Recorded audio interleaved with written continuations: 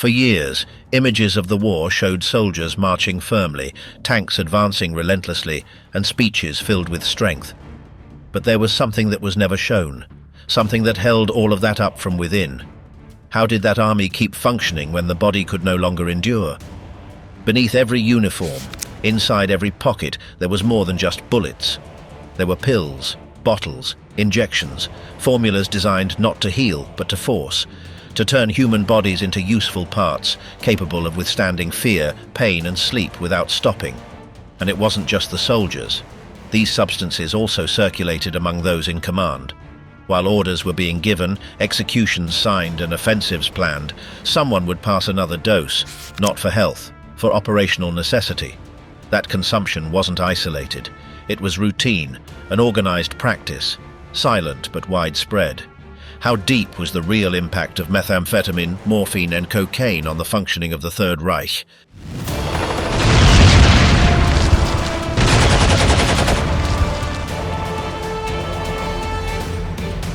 The pill that changed the war. Before the war began, Germany already had a drug that promised to eliminate fatigue, improve mood, and allow anyone to keep going without sleep. It was called Pervitin. It was a white pill, hexagonal in shape, and it contained pure methamphetamine. At first, it was sold freely in pharmacies. It required no prescription, was not restricted by law, and did not seem dangerous. It was advertised as a modern solution for long days, mental strain, and daily exhaustion. The company that produced it, Temmler, was a Berlin-based laboratory dedicated to developing energizing medications. In the late 1930s, one of its chemists, Fritz Hauschild, took inspiration from Japanese research on methamphetamines and adapted it to the German market. In a short time, Pervitin appeared in newspaper ads as an ideal aid for students, office workers, drivers, doctors, and housewives. The advertisements claimed that with a single dose it was possible to resist fatigue and sadness, perform better, and always stay alert. During the winter of 1938, the first shipments arrived at pharmacies across the country. The effects were immediate. People felt intense energy, mental clarity, and euphoria. Many did not know it was methamphetamine. To them, it was simply a powerful vitamin. It was even sold in chocolate bonbons, which university students bought to study longer before exams. The product became so popular that thousands of people used it daily without any idea of the risks. As Pervitin's popularity grew, some doctors began to notice side effects: insomnia, tremors, mood swings, and an extreme sense of exhaustion once the euphoric hours passed. But the warnings were scarce. Most doctors, even military ones, believed that the benefits outweighed the risks, especially in a context where efficiency was considered a national virtue. At that same time, the German army was preparing for a swift war. The new military strategies demanded speed, constant mobility, and soldiers capable of advancing for days without rest. The idea of using a drug to keep an entire military force awake and active did not seem far-fetched. It was then that the High Command began experimenting with the use of Pervitin among troops in training. In March of 1939, shortly before the invasion of Poland, the first shipments of Pervitin were approved directly to armored divisions. Boxes with thousands of pills were delivered. Each one was marked with simple instructions. Take one at the beginning of the day and another if fatigue appeared. The results surprised the officers. The soldiers remained alert, walked more than 50 kilometers without showing exhaustion, and followed orders without complaints. The Army's medical command, led by Dr. Otto Ranke, decided to study the real impact of the drug under combat conditions. He organized a series of tests with volunteer soldiers. Reaction times, physical endurance, and decision-making were measured. In every case, the results were positive. Ranke concluded that Pervitin could improve military performance in intense campaigns. That conclusion served as the green light for the drug to be distributed massively among infantry troops, motorized units, and combat pilots. When the offensive in Poland began, the soldiers already carried the pills with them. Some reports describe how they covered long distances without sleeping, eating very little, and remaining fully operational for days. Reaction capacity remained high, enthusiasm too, and fatigue seemed non-existent. Testimonies collected afterward agree that many felt invincible, as if nothing could stop them. At the same time, signs of dependency began to appear: nervousness, tremors, hallucinations, and in some cases physical collapse after several days without real rest. By then, civilian use of Pervitin had also skyrocketed. Pharmacy sales continued to grow.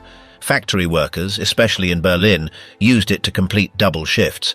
Housewives took doses to handle daily tasks. Even some writers and artists admitted to using it to stay inspired. No one spoke yet of addiction. The product was still considered part of the medical progress of the new Germany. Nazi propaganda itself did not ignore the value of Pervitin. In several internal articles, its use was mentioned as an example of scientific advancement. Meanwhile, the Temmler laboratory multiplied its production to supply both civilians and the army. By 1940, millions of pills were being produced each month. Some versions included caffeine to further enhance the effect. Others were sold as restorative tonics. Everything was legalized and backed by health authorities. In the weeks leading up to the invasion of France, the German army distributed more than 35 million pills among the troops that would take part in the campaign. The so-called Lightning War needed soldiers who would not stop. The attack plans demanded continuous movement, nighttime advances, and high morale. Pervitin seemed the perfect tool to achieve it. During the first days of the advance, the troops crossed Belgium and the Netherlands in record time. They crossed forests, rivers, and cities at an unusual pace. The commanders could not understand how such energy levels were maintained without real breaks. But the pills were there, in every pocket, in every backpack. What began as a simple supplement had become part of the military machinery. The drug was one more cog in the German apparatus. As the tanks advanced and enemy lines gave way, few knew that much of that strength came from an invisible, small, but very powerful substance. The story of that pill was just beginning.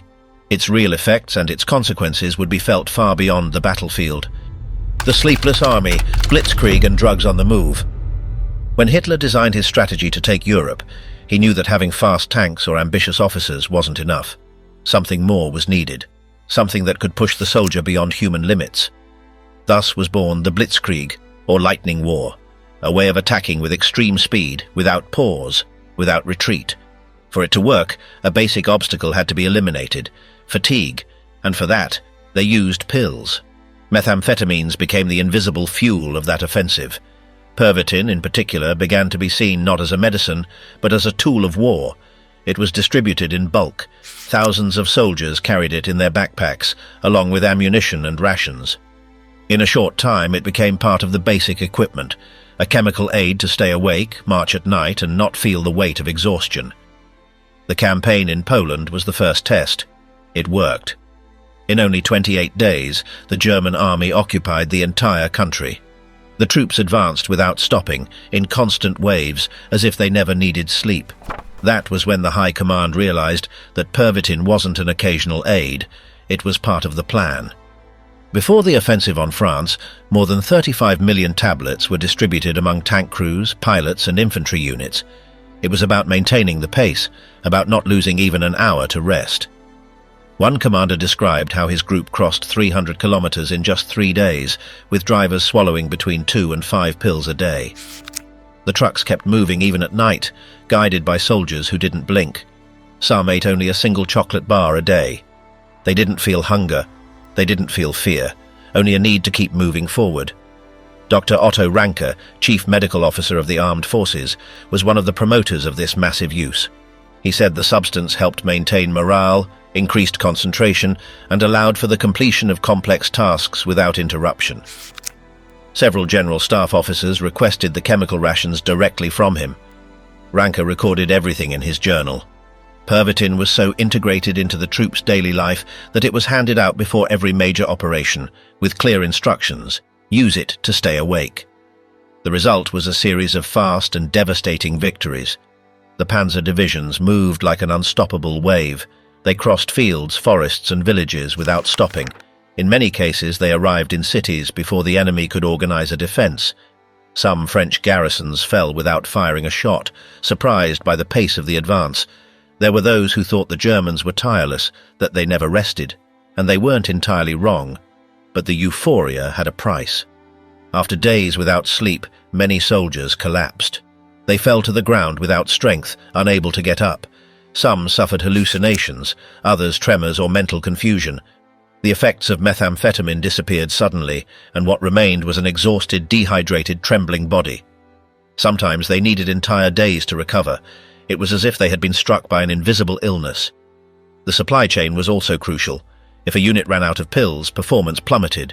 There were cases in which soldiers, deprived of their rations, suffered anxiety, panic attacks, sudden violence, vomiting, and even delirium. The army tried to control the distribution, but it was complicated. In some camps, a small black market even emerged. Doses were traded for cigarettes, food, or favors. Dependence was no longer a theory. It was a real problem. In the early months, the results were undeniable. The offensives were successful. Morale was high. Soldiers felt invincible. But over time, doctors began to see worrying signs. Increased blood pressure, heart attacks, chronic insomnia. Several high-ranking officers fainted and some died. A colonel drowned after taking an excessive dose. A lieutenant general fainted while driving to the front after ingesting several capsules. Even so, the machine didn't stop. The general staff valued speed more than health. The campaigns of 1941 continued with the same pattern. Marches without rest, prolonged shifts, soldiers going more than 70 hours without sleep. In key battles, like the offensive on Western France, methamphetamine again played a crucial role. The Allies couldn't understand how they advanced so far in so little time. Even Winston Churchill expressed bewilderment at the speed of the German tanks. He didn't understand how they could move non-stop without resupply and still arrive strong at every confrontation. But it wasn't just strategy. It was chemistry. The true engine of those offensives wasn't diesel motors, it was the pills. The French, for their part, had nothing similar.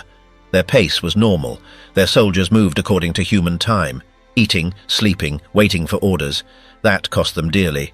The German army arrived before the reports. When a city knew the enemy was approaching, it was already too late. The Germans were already there. A French report described the experience as a kind of collective hallucination. The troops were overwhelmed not only on the ground, but in the mind. The enemy seemed ubiquitous, unpredictable, beyond all logic. It followed no patterns, it respected no pauses, it simply didn't stop. The war became mental, and in that war, methamphetamine was the secret weapon. The German soldiers weren't just trained, they were altered. Their senses, their endurance, their perception of time, everything was under the effect of a substance that distorted reality. And although many didn't understand what they were taking, they consumed it all the same. It was part of the routine, part of the uniform, part of the war. The blitzkrieg could not have been sustained without that chemical support. It would not have been so fast, so effective, so lethal. The myth of the unstoppable soldier had a very real foundation. It wasn't about mystique or discipline. It was a matter of rations, of effect, of artificial performance. And although the side effects grew over time in that moment, the only thing that mattered was to advance. Sleep could wait. The stimulant industry, mass production of Pervitin. In Nazi Germany, laboratories were not merely places of medical research. They became an extension of state power. One of the most important was Temmler, a company that had been relatively unknown until then, and in just a few years came to be at the center of the war effort. It was there that Pervitin was produced, the pill that fueled millions of soldiers and civilians. But what few knew was that the industry behind this drug operated under the same wartime logic as weapons factories. The story begins in Berlin, when chemist Fritz Hauschild adapted Japanese research on methamphetamine to synthesize a German version. It was in 1937 that Temmler patented Pervitin. The drug came in small tablets, easy to manufacture, distribute, and consume. From the beginning, the objective was twofold: to offer a product for civilian use and, at the same time, to have something useful for the army if the time came. The expansion was rapid.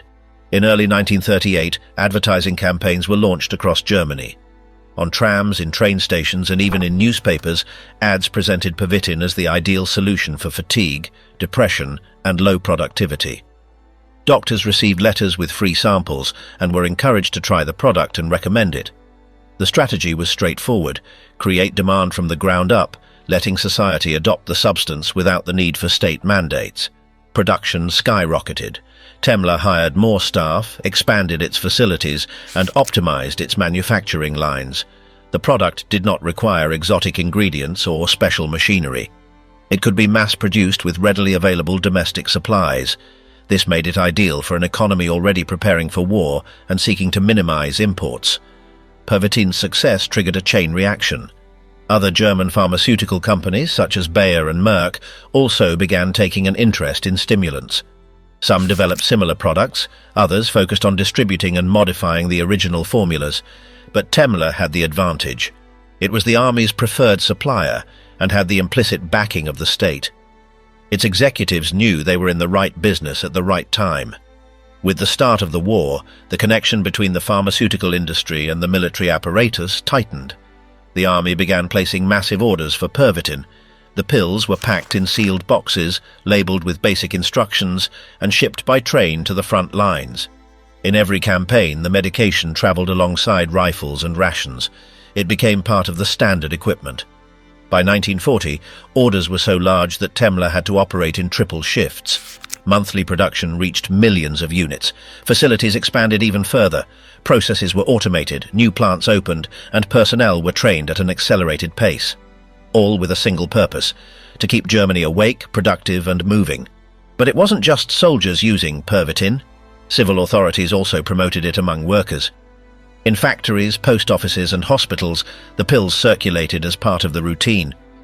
It wasn't unusual to see boxes on supervisors' desks, or for night shifts to begin with a dose shared among employees. It became commonplace. It was taken to perform better, to stay awake, to endure stress. It was legal, cheap, and above all, sanctioned by the system. It was even distributed in chocolate form.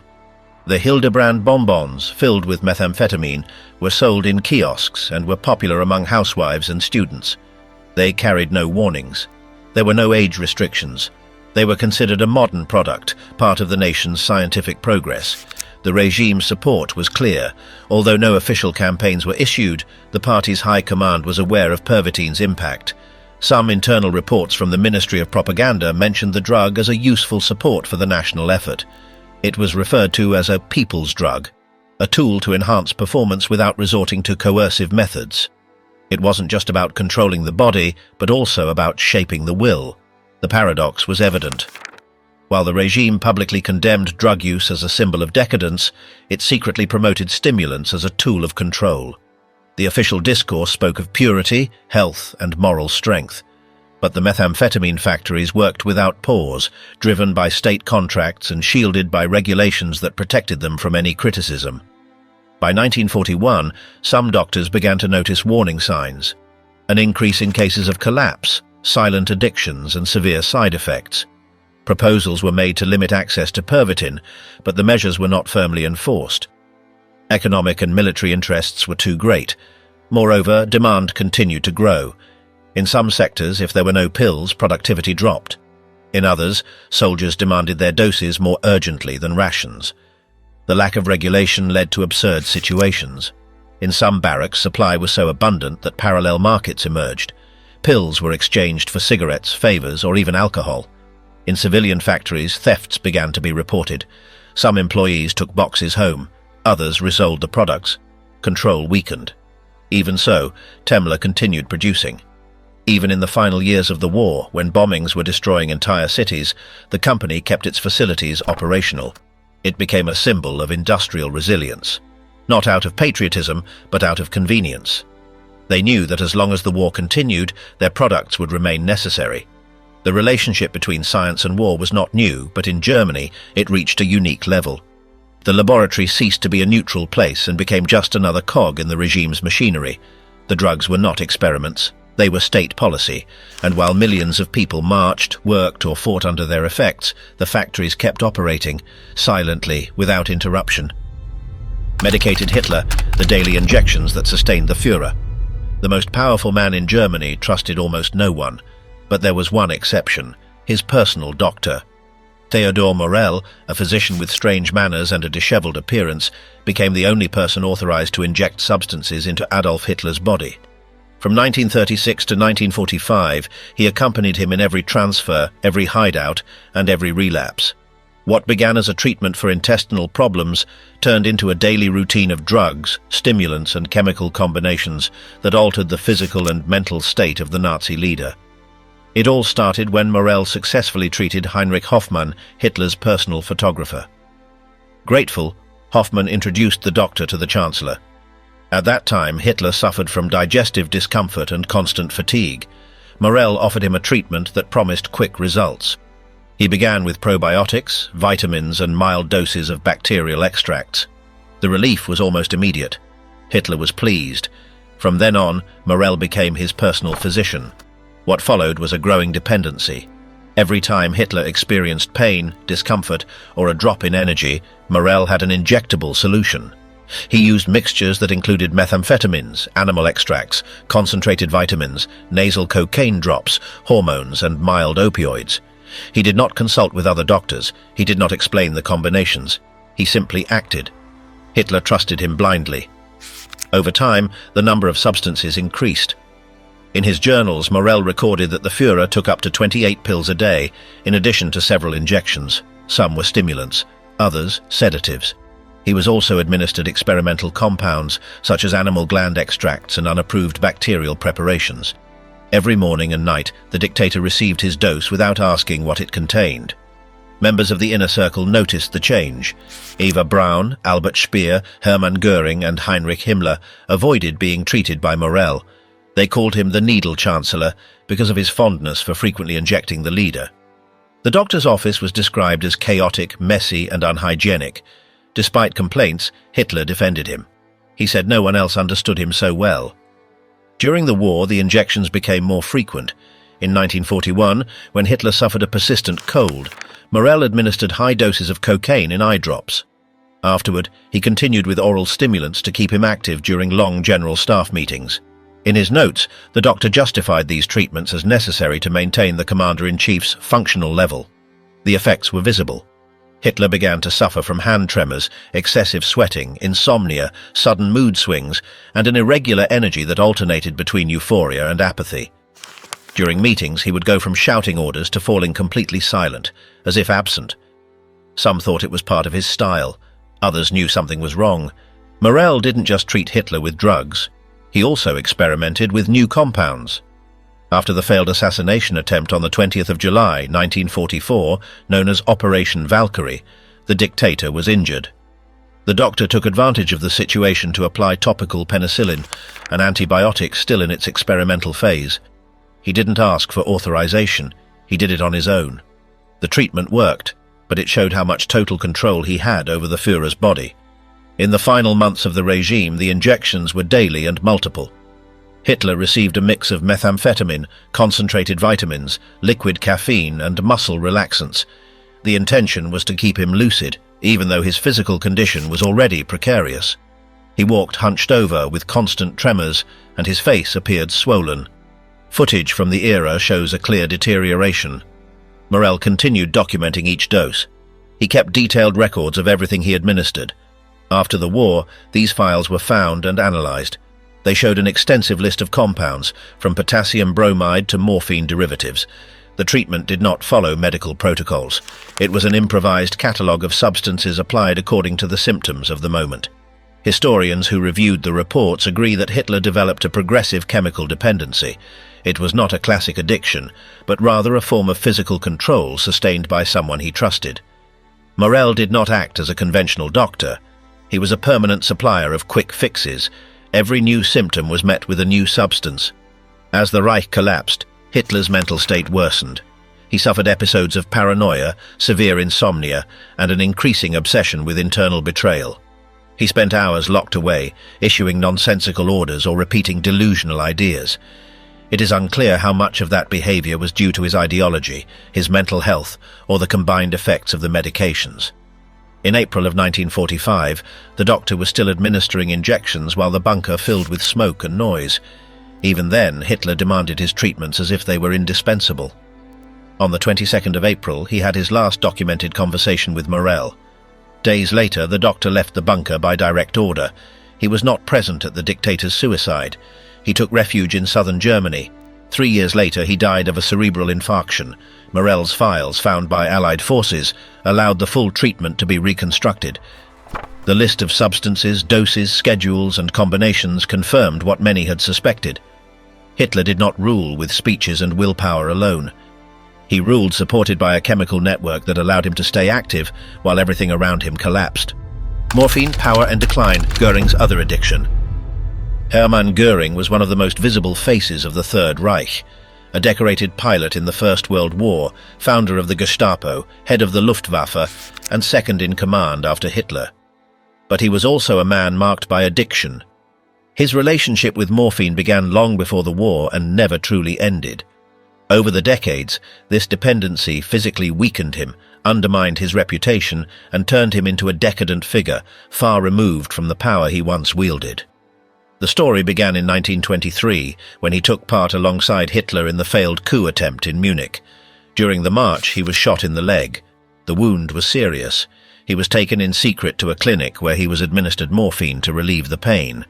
The treatment lasted for weeks. The injections became part of his daily routine. When he left the hospital, he was no longer the same. He limped, had gained weight, and needed the doses to stay on his feet. In the following years, his physical condition worsened. By 1925, doctors described him as a bloated, pale man with the appearance of an old man. His mood swings became unpredictable. He suffered episodes of violence, delusions, and detachment from reality. On one occasion, he attacked a nurse for refusing him an injection. He was admitted to a sanatorium in Sweden, where he spent days in a padded cell. He was released with a certificate of sanity, but his recovery was partial.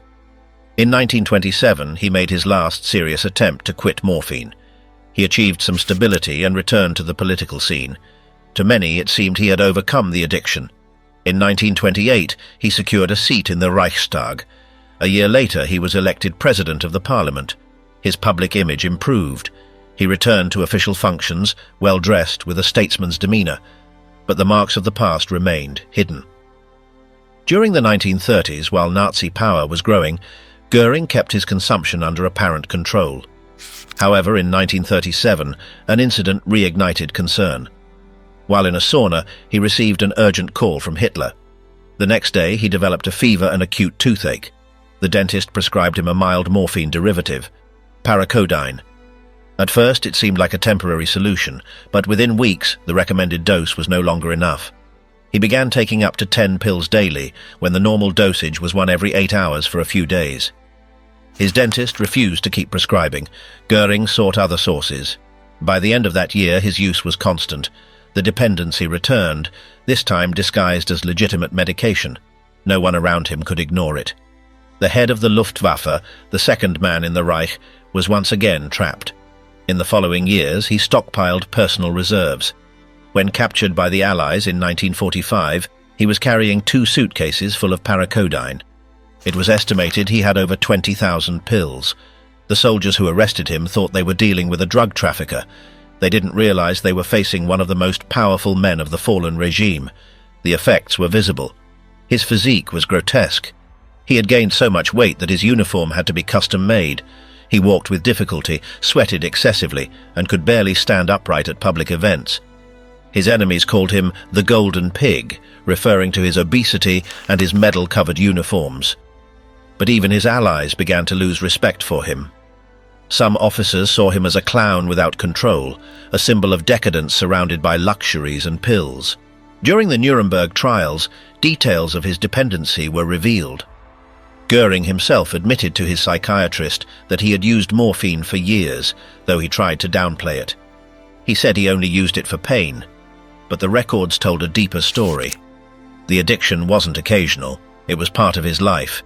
The doctors who evaluated him during the trial noted clear symptoms: insomnia, sweating, anxiety, abrupt mood swings. Despite that, he managed to maintain some lucidity during the interrogations. Some said his mind remained sharp. Others believed he was simply used to functioning under the effect of opioids. Documents found after the war showed that his addiction had been a topic of discussion within the Nazi circle. Theodor Morell, Hitler's doctor, had warned about his condition. Other party members avoided him. They didn't trust his decisions, especially when it came to directing military operations. The Luftwaffe, under his command, suffered serious defeats. Some attributed these failures to his lack of discipline, others to the deterioration caused by drugs. Even so, Göring didn't lose all his privileges. He remained the public face of the Reich. He participated in parades, gave speeches, and appeared in newsreels. But behind that facade was an exhausted man, propped up by a routine of constant consumption. Paracodeine allowed him to carry on, but it also dragged him down. In the final years of the war, his political influence waned.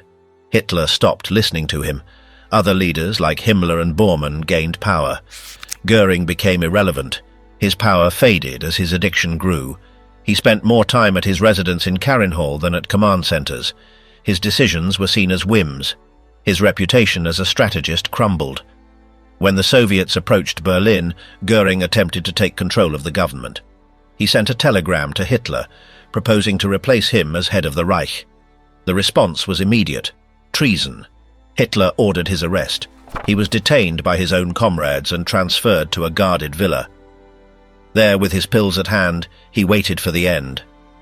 The man who once led the German Air Force, who decorated his mansion with looted treasures and spoke like an emperor, ended up reduced to a sick prisoner. His addiction didn't kill him, but it destroyed him politically. During the trial, he tried to recover some dignity. He dressed impeccably, spoke with confidence, and defended himself with arguments. But the public image was another, that of a defeated leader marked by abuse, weakened from within. Laboratory prisoners, drugs tested in concentration camps. While Germany developed new drugs to keep its army active, the concentration camps became places where these formulas were tested. Prisoners were used as guinea pigs in trials that combined methamphetamines, opioids, cocaine, and other experimental compounds. They signed nothing. They received no explanation. They simply obeyed or died. One of the key sites was Sachsenhausen, a camp located north of Berlin. In 1944, the Nazis tested a new drug called D-Nye. It was a combination of 3 substances, 5 milligrams of oxycodone, 5 of cocaine, and 3 of methamphetamine. The cocktail was administered in tablets, and the first to receive it were weakened, starving, and sick prisoners. Despite that, they walked more than 80 kilometers without rest, carrying 20-kilogram backpacks. They did not stop. They did not feel pain. They simply kept going. The officials in charge of the experiment recorded every detail. Times, reactions, collapses, delusions were all documented. The goal was to measure human endurance to the limit. If the results were promising, the plan was to distribute the drug to special army units. But the Allied advance interrupted the project. It never reached mass production. The doctors in charge of these tests were not amateurs. Many had scientific training, university posts, and recognized degrees. But in the camp, they followed another logic, that of the regime. They used the prisoners without remorse. They saw bodies, not people, and they sought results, not cures. In some cases, experiments were repeated with different doses to observe progressive deterioration. In Dachau, another concentration camp, tests were conducted with liquid methamphetamines. They were injected directly into the arm. Subjects were forced to perform extreme physical tasks, running, carrying weight, climbing walls, or standing for hours. When one collapsed, the time was noted. Then it was decided whether to continue with another dose or discard the subject for lack of usefulness. Combinations with caffeine, strychnine, or adrenaline were also tested. These mixtures aimed to enhance the effects of Pervitin or prolong its duration. In some cases, attempts were made to reduce side effects with nutritional supplements, but they failed. Neurological damage still appeared. Hallucinations, convulsions, memory loss, and, in some cases, sudden death were recorded. In the reports found after the war, scientists referred to interesting responses, useful effects, or operational possibilities to describe outcomes that in practice were forms of torture. They didn't speak of patients but of test units. No names were used, only numbers. The goal was not to heal, but to exploit everybody to the maximum. The program had a concrete objective: to create soldiers capable of fighting without sleep, without food, and without fear. That's why prisoners were also experimented on under conditions of cold, hunger, or extreme pressure. They were placed in sealed chambers after receiving a dose to see if they could endure longer than others. If they did, it was recorded. If not, a replacement was found. One of the groups involved in these studies was the Luftwaffe. They needed pilots who could endure long flights, intense battles, and suicide missions. Some submarine crew members were also part of the tests. The aim was to see if certain pills could keep them operational for more than 24 hours without losing control. In several cases, they succeeded, but the subsequent collapse was inevitable. The experiments were not limited to adults. In Ravensbrück, a camp mostly for women, tests were conducted on young female prisoners. Stimulants were administered to see if their lighter, non-military trained bodies reacted the same. Some did not survive, others were left with permanent damage. None received treatment afterward. Most of these tests were carried out in secrecy. Not even other camp officials knew what happened in the barracks designated for experimentation. Doctors wore clean lab coats, took notes in notebooks, and used clinical language. But what they did was anything but scientific. It was an industry of suffering for military purposes. The official justification was simple. In times of war, anything was permitted if it helped win. But the truth is that many of those experiments never even made it to the battlefield. They remained on paper, in technical reports that today serve as evidence of crimes. The knowledge gained wasn't used to heal, but to reinforce a system based on total dehumanization. In the post-war trials, several doctors tried to defend themselves by claiming they were following orders. Others said they were seeking scientific progress. Some even claimed the prisoners volunteered, but testimonies, documents, and autopsies told another story. Drugs were used as invisible weapons, not just to fight, but to experiment to the point of absolute exhaustion. Concentration camps were at the same time prisons, extermination centers, and laboratories. Drugs were one more tool of control. They weren't just given to soldiers, they were also tested on victims. The goal was not to save lives. It was to extend the war inside the human body, to turn physical endurance into a trial, and pain into data. Suicide mission, the Leonidas Squadron and methamphetamine. In 1945, the Third Reich was collapsing. Cities were in ruins, civilians were without shelter, and the military front was falling apart on all sides. Faced with this scenario, the High Command of the Luftwaffe sought a desperate solution. They decided to copy the Japanese kamikazes, to create a unit of German pilots willing to die. Thus was born the Leonidas Squadron, a suicide force that combined fanaticism, propaganda, and a lethal dose of drugs. It all began when a young colonel proposed using German fighter planes to crash directly into Allied bombers. The idea was simple. If they couldn't shoot them down, they would bring them down with the pilots' own bodies. German air resistance was weak, and daily B-24 raids were devastating the cities. In that context, the proposal was accepted. The name of the unit had a symbolic purpose, to honor the 300 Spartans who died at Thermopylae.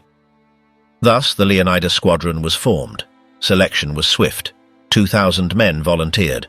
Of those, only 300 were chosen. All were young, most with no combat experience. They received accelerated training. In just 10 days, they were taught to fly in a straight line, maintain altitude, and strike a target from the rear. There were no real simulations. There wasn't enough fuel or spare parts. The planes were old, poorly maintained, and left no room for error. The commanders knew willpower wasn't enough. Pilots had to be mentally and physically prepared for near-certain death.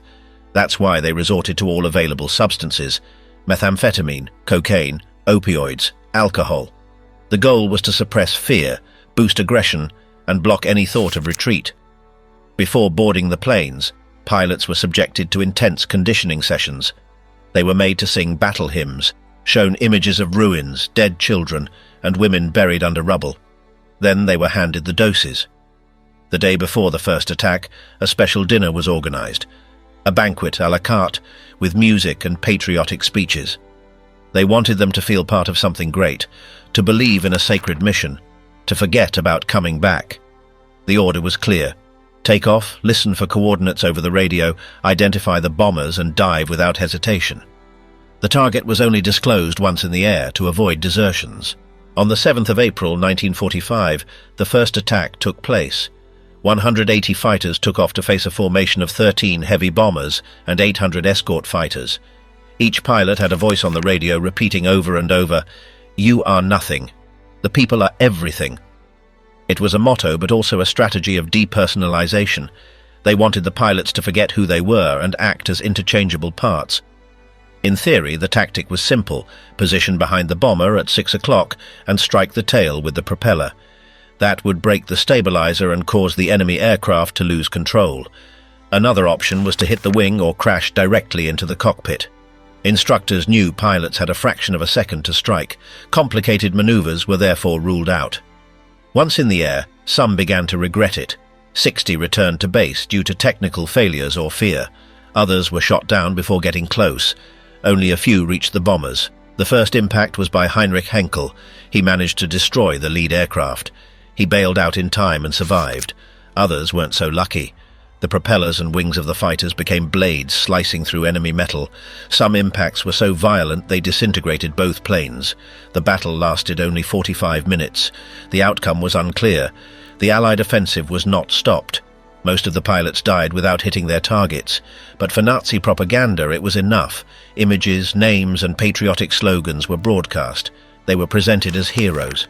Their sacrifice became a last-minute argument to lift morale.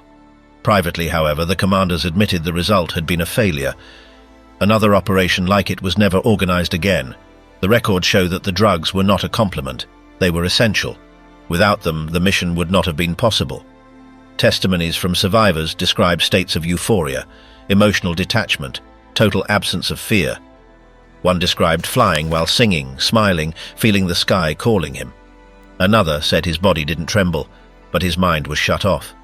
The Leonidas squadron was a testament to how far a regime could go in its final phase, using inexperienced youths, drugging them, and sending them to die with no guarantee of success.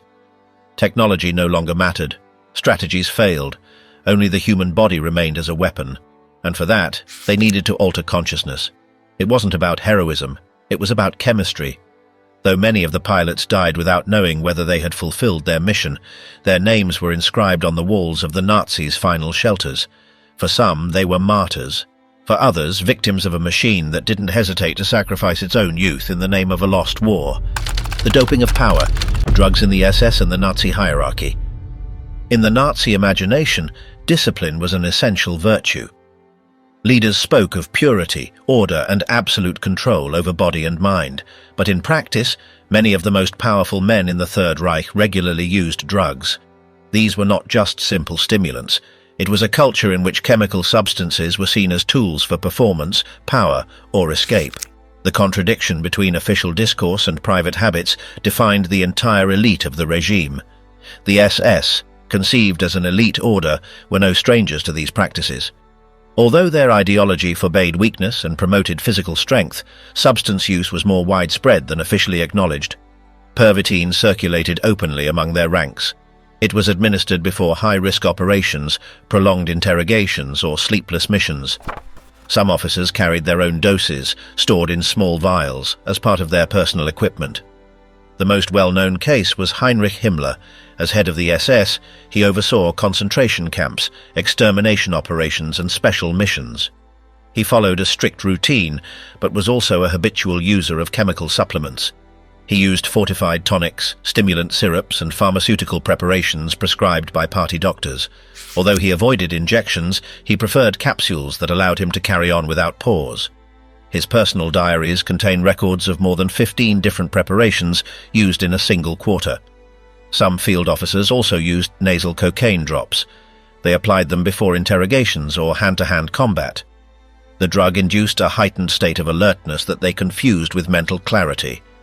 In certain SS units, it was common for commanders to share these preparations with their men as part of the operational routine. No one questioned it, no one wrote it down, but everyone knew. At official meetings, drinks occasionally included dissolved stimulants. Alcohol was also present, though in smaller doses. It was used to ease tensions after difficult decisions. Ideological speeches about sobriety were suspended in the privacy of offices. In those rooms, between portraits and maps, drugs and power mixed as if they were part of the same ceremony. One of the lesser-known but significant cases was Ernst Kaltenbrunner. As head of the Reich Main Security Office, he coordinated mass arrests, deportations, and systematic killings. During working hours, he consumed preparations that included plant alkaloids to stay alert. Some witnesses reported that during his most euphoric moments, he would speak without pause, issue contradictory orders, and then stare silently for minutes.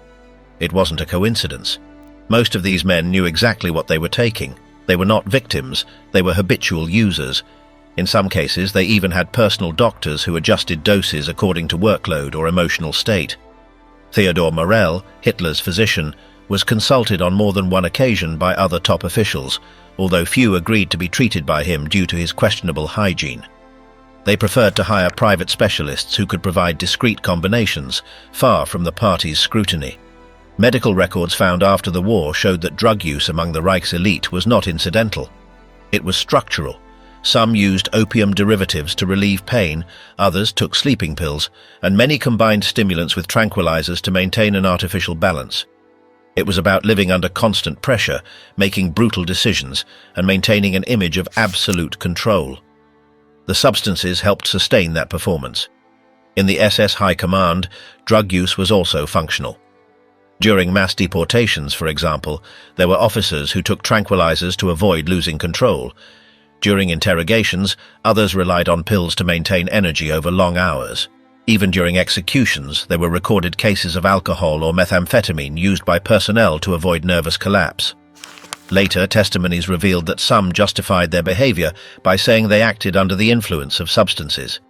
But that did not stop them from giving orders or executing plans. Drugs were not an excuse, they were another tool, an extension of the uniform, a complement to power. At private parties held by certain leaders, like those organized at Hall by Hermann Göring, preparations that included mild stimulants were served. Guests drank, laughed, and discussed recent operations as if they were simple technical maneuvers.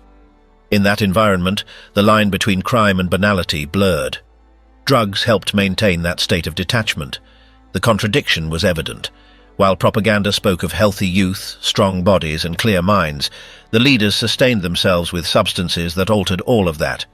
The cult of the body coexisted with chemical dependency. The image of the invincible soldier was built on pills. The figure of the composed commander was maintained with tonics and capsules. None of these men were forced to consume. They did it out of convenience, because it allowed them to perform more, endure more, or simply avoid thinking. The war was not only fought with weapons, it was also sustained with vials, syringes, and prescriptions. The Nazi elite was not immune to drug use. They were active participants in that chemical culture. The drugged end, chemical chaos in the twilight of the Third Reich. In the final months of the Second World War, Germany lay in ruins. Cities were rubble, the fronts were in retreat, and the High Command no longer believed in victory. Yet one thing continued to function: the drug supply. As everything collapsed, the chemical dependence of soldiers, officers, and leaders intensified. Substances were no longer a supplement. They became necessary just to keep breathing. In field hospitals, military doctors administered morphine and methamphetamine without restraint. There were no protocols. Wounds were treated with powerful painkillers, and prolonged shifts were fought off with Pervitin. Some soldiers went more than 4 days without sleep, operating machinery or firing from frozen trenches. The priority was not to heal them, it was to keep them active as long as possible before the enemy arrived. The Eastern Front became an involuntary testing ground. German soldiers fought without rest. They received pills and injections directly on the battlefield. Medical divisions, lacking adequate supplies, used any drug available. In many cases, there was no other option. Cold, hunger, and terror paralyzed the men. Pills were the only way to keep going. In Berlin, the High Command also increased their dosages. Hitler remained under Morell's care, receiving daily injections. Records show that in April of 1945, he was given stimulants, sedatives, hormones, and barbiturates without interruption. Footage from that month shows him trembling, hunched, and absent. Yet he continued making decisions. Theodor Morell documented every medication. He did not suspend any compound, even when effects overlapped. Withdrawal symptoms were to be avoided at all costs. If Hitler went more than 6 hours without injections, he experienced sweating, headaches, and disorientation. Morell knew this. That's why he carried a briefcase with more than 40 different vials, ready to administer them without pause. Göring, for his part, had stockpiled more than 20,000 paracodyne pills. When he was captured, Allied soldiers thought he was a drug trafficker. They didn't realize they were looking at the second most powerful man in the Reich. His appearance was grotesque. Obese, sweaty, and nearly unable to walk, he had consumed opioids for years, and in the final weeks had doubled his dosage, not for physical pain but for anxiety, In other regions of the Reich, generals ordered stimulants distributed to entire troops before battles. Reports from April spoke of soldiers fighting with uncontrollable energy. They no longer followed orders. They fired without aiming, shouted nonsense, and then collapsed in the mud. The effects of the drugs had surpassed their original purpose. They no longer enhanced performance, only prolonged the fall. In cadet schools, young recruits were doped before being sent to defend hopeless positions. Some were barely 15 years old. They were handed a weapon, a swastika armband, and a dose of Pervitin. They were promised they'd be heroes. Most didn't survive a single day, but in official reports they were called defenders of the Reich. Substance use wasn't limited to the battlefield. In propaganda offices, bunkers, and even factories, chemical preparations were consumed to endure the pressure. Some radio technicians took liquid caffeine combined with methylphenidate. Anti-aircraft defense operators used benzodiazepines to calm their nerves. There was no central control. Each unit improvised according to its needs and stock. The black market flourished. Some officers traded their rations for pills. Others stole directly from warehouses. Syringes were shared. Injections happened in hallways, trenches, and basements. Sanitary protocol no longer mattered. Only resisting a few more hours did. In some battalions, soldiers could no longer distinguish between the effects of the drugs and actual fatigue. The consequences were visible: psychotic episodes, hallucinations, extreme aggression. There were cases of soldiers shooting their own comrades, convinced they were spies. Others refused to take shelter and ran toward enemy fire, laughing. Some fell asleep with their weapons in hand and never woke up, dying from heart failure, overdose, or irreversible exhaustion. Realigned doctors tried to contain the situation, but they could do little. There were no resources, no time, no clear authority. In some makeshift hospitals, doctors placed morphine directly on the lips of the wounded. It was all they had, the only thing that calmed the fear, even for just a few minutes. The final weeks of the Reich were a combination of physical destruction, moral collapse, and chemical chaos. Drug use ceased to be a strategic tool. It became a desperate routine. No one expected to win. They simply hoped to survive until the next day. The substances were not used to advance. They were used to avoid surrender. In the Berlin Bunker, while bombs fell and Soviet troops advanced, the leaders remained under treatment. Hitler continued receiving injections until April 29th. That day, Morel was expelled from the bunker. The dictator signed his political testament and isolated himself. The next day, he committed suicide. It was the end of his regime, and also of the largest pharmacological experiment of the war. After the surrender, the Allies found warehouses filled with millions of unused pills. They also discovered documents detailing new drug formulas, human trials, and distribution records. What began as a temporary measure to improve military performance ended as an institutional web of dependency that marked an entire generation. Chemical residue, what remained of the drug program. When the Third Reich collapsed in May of 1945, the Allies found more than just ruins, weapons, and documents. They uncovered a vast network of large-scale drug production and administration. It wasn't just about Pervitin or opioids. There were lists of formulas, combinations, unauthorized clinical trials, and remnants of experimental programs from concentration camps. This discovery sparked a paradox: to condemn the crimes, but at the same time learn from the results. One of the first to take interest in this legacy was the US military. Through Operation Paperclip, German scientists who had worked in Nazi laboratories were brought to the United States. Though many were linked to human experimentation, their knowledge about drugs, physical endurance, and chemical manipulation of the human body was considered valuable for military purposes. Among the recovered documents were detailed studies on the combined use of methamphetamines, cocaine, and oxycodone. These formulas had been tested on soldiers, prisoners, and pilots. Some reports included data on tolerance, side effects, reaction time, and physical performance. Despite their origin, these studies influenced the later development of stimulants used by the military during the Cold War. In Europe, the occupied countries also found traces of the Nazi drug experiment. In France and Belgium, Pervitin stockpiles were seized. In Norway, there were documented cases of soldiers continuing to use it months after the surrender. They didn't know it was an illegal drug. For them, it was simply part of the uniform. At the Nuremberg trials, the issue of drugs wasn't central. Substance use was mentioned, but it wasn't treated as a standalone crime. However, testimonies from some doctors and officers made it clear that drug use was a state policy, not an individual initiative.